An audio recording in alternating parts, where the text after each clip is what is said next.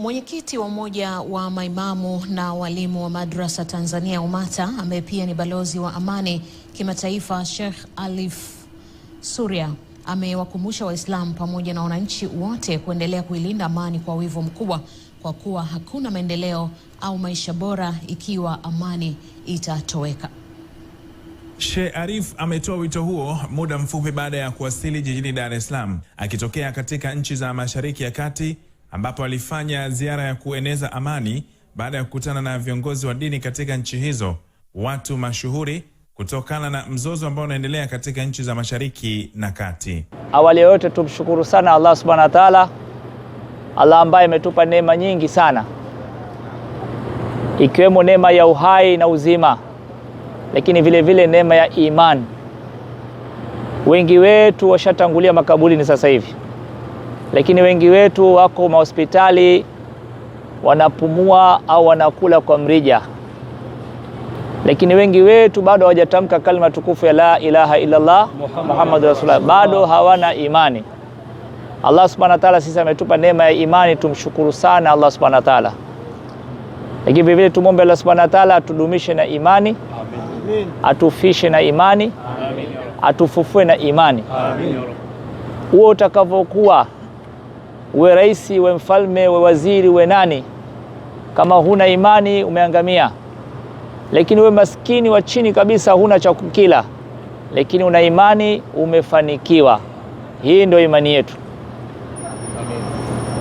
Lakini jambo lingine, naomba niendelee kuwaomba maimamu wote mliokuwa hapa, walimu wa madrasa mliokuwa hapa, walimu wa kina baba, walimu wa kina mama, lakini wote maimamu wa duniani kote wanaonisikia, naomba tutumie mimbari zetu kwa ajili ya kusisitiza amani. Amani ikiwepo, maisha yapo. Leo dunia imekosa amani. Mzozo unatokea Irani, mzozo unatokea Marekani, amani inatoweka duniani. Leo sasa hivi kwa kutokuwa na amani, wako watu sasa hivi wana mapresha, hawajui wakati gani bomu linafuata. Huko kote nilikokwenda huko duniani huko, wengine wanapiga lockdown kabisa Jumamosi na Jumapili kwa ajili ya kuokoa au kuhifadhi rasilimali waliokuwa nayo isitumike. Watu Jumapili wafanyi kazi, Jumamosi wafanyi kazi, mafuta yasitumike, yabaki katika stock yao. Lakini vile athari ya kutokuwa na amani imepatikana katika nchi yetu na nchi zingine. Mafuta yamepanda bei, bidhaa zimepanda bei, nauli zimepanda. Yote hii kwa sababu ya kukosekana kwa amani. Ndugu zangu, sisi tujitahidi sana kumwomba Allah Subhanahu wa Ta'ala aendelee kutudumisha katika amani. Naomba nitumie fursa hii kuwaomba wale wote ambao wanashangilia au wanashadidia hayo mabomu yanayotupwa. Anasema bomu hili bana lina uwezo hii, bomu hili sijui linadumu kwa hivi, bomu hili sijui likifunguka linatoa zingine 20 au linatoa zingine 100. Lakini anasahau kwamba bomu lile likishuka inakwenda kumshukia ndugu yake aliyetamka kalima tukufu ya la ilaha illallah Muhammadur Rasulullah, anakufa ndugu yake. Anasahau kwamba athari ya bomu ile ndio hii tunayopata sasa hivi. Yeye huyo anayeshangilia ana pesa za kujaza mafuta gari yake kwa thamani yote, ana pesa ya kwenda kwa ajili ya matibabu kwa thamani yote, ana pesa ya kula chakula kwa thamani yote, ana pesa ya kupanda usafiri kwa thamani yote. Lakini anasahau kwamba kuna watu ambao hali zao ziko duni, maskini, fukara, wanapata shida kiasi gani katika hali hii. Kwa ajili ya kufikiria amani duniani, waache mara moja kushangilia na kushadidia hayo mabomu, badala yake tuungane nao kwa ajili ya kuomba kwa Allah Subhanahu wa Ta'ala amani ipatikane. Na vile vile mwisho kabisa, maelewano. Hayo yote haya ni sababu ya kutokuelewana. Watu wamekaa katika misimamo yao, kila mmoja yuko na msimamo wake, hataki kushuka. Tumezungumza sana na mashehe huko na viongozi mbalimbali, vikao vimefanyika, lakini bado wamekaa na misimamo yao, wameamua kuendelea na hivyo vita vinavyoendelea. Tumuombe Allah Subhanahu wa Ta'ala alainishe nyoyo zao, abadilishe fikra zao, waache misimamo yao, washuke chini. wakae waelewane. Kila mmoja amkubalie mwenzake ili amani ipatikane duniani. Amani ipo, maisha yapo.